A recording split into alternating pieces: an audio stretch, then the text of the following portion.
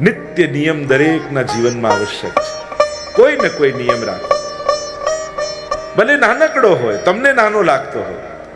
દંડવત કરવાનો. ઘણી વાર મને એમ થાય, ઘરમાં ઠાકોરજી બિરાજતા હોય, સુંદર સેવા થતી હોય અને આપણે દંડવતી ન કરીએ.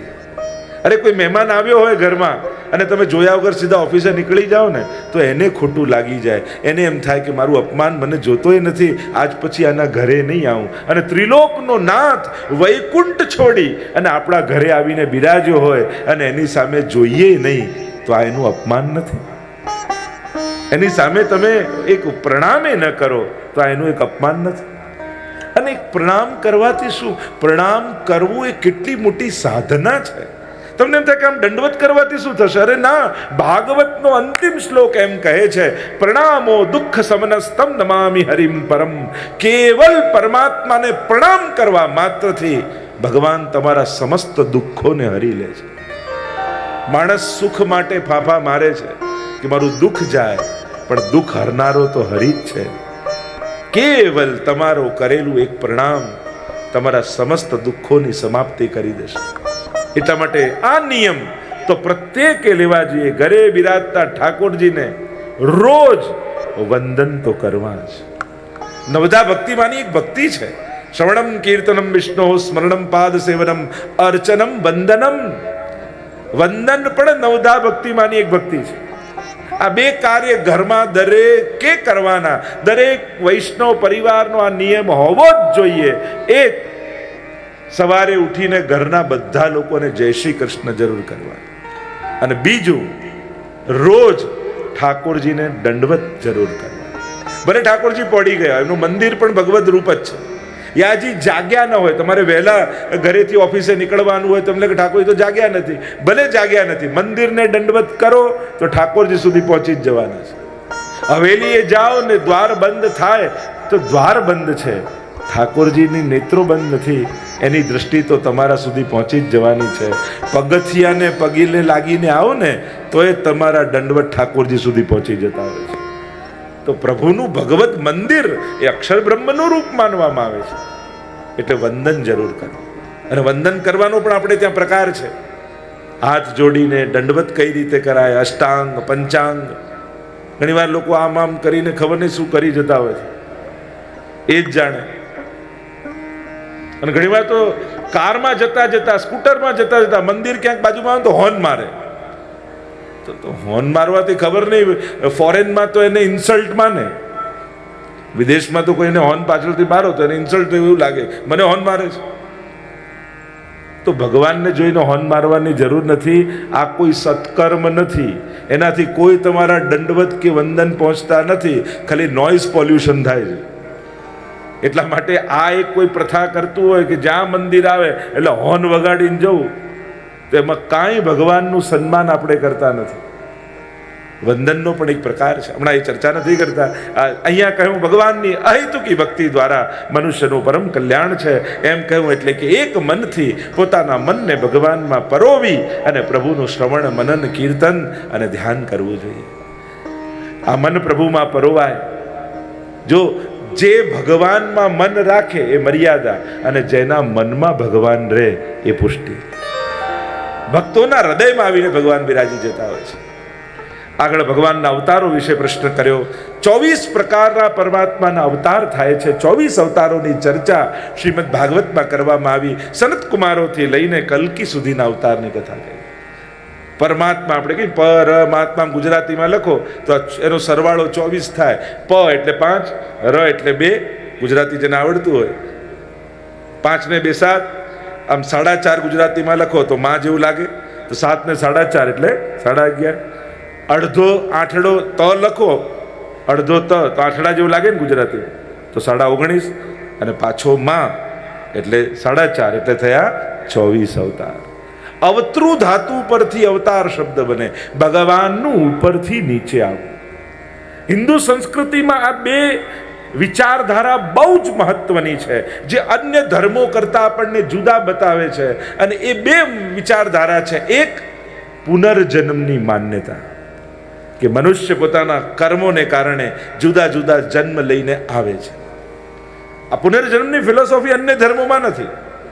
અને એટલા માટે જ આપણે ત્યાં અગ્નિ સંસ્કાર કરાય ને એમને ત્યાં દાટવામાં આવે, કારણ કે જ્યારે જજમેન્ટ ડે આવશે યા ફેસલાનો દિવસ આવશે ત્યારે આ બધા કબ્રમાંથી ઊભા થશે અને ત્યારે પરમાત્મા એમનો ફેસલો કરશે.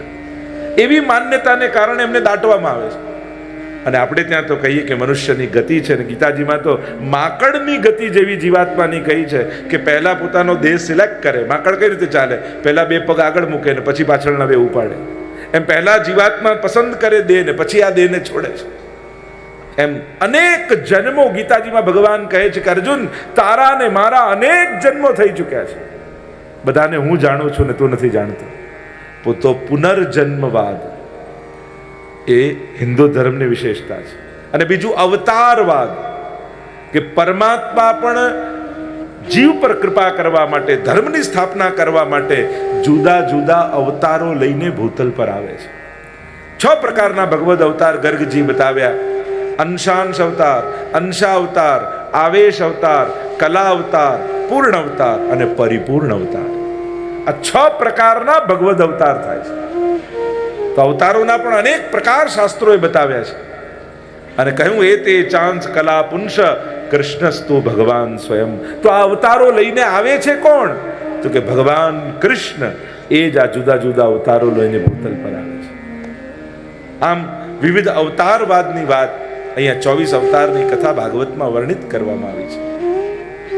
આગળ પ્રભુના ચરણના સેવન દ્વારા જ જીવનું કલ્યાણ છે એમ કહી 4 પ્રકારના પ્રશ્નો કર્યા છે: ભાગવત સંબંધી, ભાગવતના કર્તા સંબંધી, ભાગવતના વક્તા સંબંધી અને ભાગવતના શ્રોતા સંબંધી.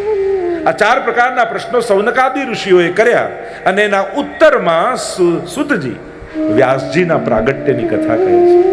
અને વ્યાસજીના પ્રાગટ્યની કથા કહેતા સુતજી બોલ્યા: વર્તમાન ચતુર્યુગીના દ્વાપર યુગમાં પરાશરજીને ત્યાં ભગવાનના જ્ઞાન અવતાર, બોલો વ્યાસ ભગવાન કી જય, વ્યાસ ભગવાન કી જય. પરાશર મુનિને ત્યાં, મત્સ્યગંધાને ત્યાંથી માધ્યમ થકી ભગવાનના જ્ઞાન અવતાર એવા વ્યાસજીનું પ્રાગટ્ય છે. ખરેખર તો ગંગા યમુનાજીનો તટ હતો, સંધ્યાકાળનો સમય હતો, ન કરવાનું કૃત્ય થયું, કોઈ અસુર પેદા થવો જોઈએ, પણ યમુનાજીનો કાંઠો હતો.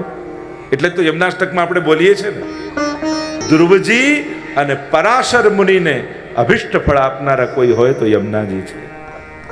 તો આ પરાશર મુનિ કોણ છે? ધ્રુવજીને અભિષ્ટ ફળ આપ્યું એની તો કથા આપણે આગળ જોઈશું. આ પરાશર મુનિ છે વ્યાસજીના પિતા. એમને કયું અભિષ્ટ ફળ આપ્યું? તો કે ન કરવાનું કૃત્ય થયું, અસુર પેદા થવો જોઈએ સંધ્યાકાળના સમયમાં, પણ યમુનાજીના તટનો આશ્રય હતો. એટલે યમુનાજી તો કેવા છે?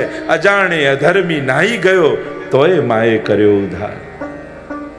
આ તો માનો સ્વભાવ છે. ન જાતું યમ યાતના ભવતી તે પયપ્પાનત યમોપી ભગિની સુતાન કથમહંતિ દુષ્ટાનપી. ભલે દુષ્ટ હોય, દુષ્ટ કૃત્ય કર્યું હોય, છતાંય શ્રી યમુનાજી તો કૃપા જ કરે છે.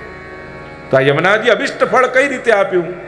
તો કે અસુર પેદા થવાની જગ્યાએ ભગવાનના જ્ઞાન અવતાર એવા વ્યાસજી પ્રગટ થયા છે.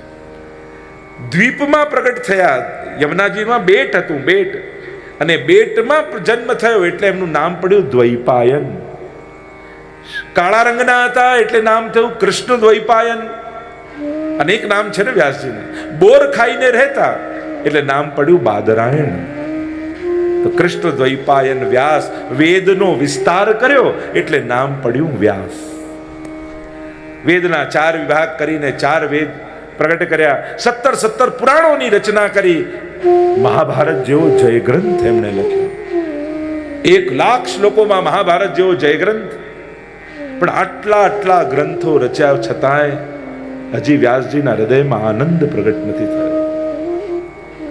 ખિન્ન મનથી બેઠા છે સરસ્વતીના કિનારે કે આટલા ગ્રંથોનું મેં વિસ્તારથી વર્ણન ધર્મનું કર્યું, છતાંય ચિત્તમાં આનંદ કેમ નથી? ઘણી વાર માણસને પણ જોઈએ ને, જીવનની ખૂબ સફળતાઓને પ્રાપ્ત કરે, જે ઈચ્છા હોય બધુંય મેળવી લીધું હોય, છતાંય મનમાં એક ખાલીપો રહે કે આ બધું ઈચ્છ્યું હતું ને બધુંય મળ્યું, હજી મનમાં સંતોષ કેમ નથી? પ્રસન્નતા કેમ નથી? આનંદ કેમ નથી? કારણ કે માણસનો જન્મ જેના માટે થયો હોય ને જેના માટે ભગવાન એને મોકલ્યો હોય એ કાર્યમાં જ્યાં સુધી ન જોડાય ત્યાં સુધી એની મનમાં સંતોષ અને પ્રસન્નતા પ્રગટ થતી નથી. વ્યાસજી ખિન્ન મનથી બેઠા છે અને એટલામાં દૂરથી અવાજ સંભળાયો, શ્રીમન્નારાયણ. વલ્લભ સાખીમાં તો હરિરાયજી કહે કે વૈષ્ણવ આવે વારને દીજે 4 રતન, આસન જલ વાણી મધુર ઓર યથાશક્તિ સોવન. વૈષ્ણવ આપણા ઘરે આવે ને તો એને પણ સ્વાગત કરવાની રીત આપી છે. દીજે 4 રતન, 4 રતન આપા. આસન બને તો વૈષ્ણવ આપણા ઉંમરેથી પાછો ન જતો રહે, કારણ કે એને અપસુકન બનાવ્યું છે. કોઈ મહાત્મા, કોઈ સંત, કોઈ ભગવદી અરે મહેમાન પણ ઉંમરેથી પાછો વળે ને એને અપસુકન કહેવાય છે. એમને કેવું 2 મિનિટ પણ આવીને અંદર આવીને જાઓ, 2 મિનિટ બેસીને જાઓ. પણ ઉંમરેથી કોઈ ભક્ત પાછો જાય એ એમ કહેવાય કે આપણા પુણ્યોને લઈને જતો રહે. વિદુરજી જ્યારે દુર્યોધનનો મહેલ છોડીને નીકળ્યા ને ત્યારે આચાર્યોએ લખ્યું કે હવે જેટલા બચેલા પુણ્યો હતા એ વિદુરજીની સાથે જતા રહ્યા. હવે એના સર્વનાશને કોઈ નહીં રોકી શકે. એટલે બને તો ઘરમાં લાવવા. આસન, જલપાન કરાવો. વાણી મધુર, મધુર વાણીથી ઉચ્ચારણ કરવું. એ ભલે ધંધાની વાત કરવા આવ્યો, ઉનકે મન કી વો જાને, મેરે મન જગદીશ. પેલો ભલે કુભાવે આવ્યો હોય કે અભાવે આવ્યો હોય, પણ આપણે એને નહીં જોવો, એના ગળામાં પડેલી કંઠીને જોવો. આપણા બધાની તકલીફ શું છે? આપણે દરેક જગ્યાએ આદર્શ લોકોને શોધવા નીકળતા હોઈએ છીએ. આઈડિયલ લોકો, દરેક જગ્યાએ આપણે આઈડિયલોને ગોતીએ છીએ. એટલે જ મળેલા સ્વજનોનો પણ આનંદ નથી લઈ શકતા. અરે પતિ તો આવો હોય, પત્ની તો આવી હોય, પિતા તો આવા હોય, માતા તો આવા. એ ચોપડીમાં લખેલા ચોપડીમાં જ હોય. માણસની સીમિતતા, એની અલ્પતા, એની લિમિટેશન એ સમજશો નહીં ને તો મળેલા સ્વજનોનો પણ આનંદ નહીં લઈ શકો. એ રીતે જ સંતો આવા હોય, મહાત્મા આવા હોય, એમનામાં આવા ગુણો હોય. કોઈ એક ઝાડ હોય, એમ તમે એમ ઈચ્છા કરો એક એવું ઝાડ ગોતું કે એમાં કેળું ઉગે, પપૈયું ઉગે, સફરજન ઉગે, અંગુર ઉગે, આવું ઝાડ મળે? તો એક ઝાડમાં બધું ન ઉગાડી શકાય, પણ એક થેલીમાં ભેગું કરી શકાય. તમારા હૃદયને એવી થેલી બનાવો કે જ્યાં જ્યાં ગુણ મળે એને ભેગા કરતા જાઓ. પણ સર્વ ગુણ સંપન્ન વ્યક્તિને ગોતવા નીકળશો ને તો એકલા જ રહી જશે.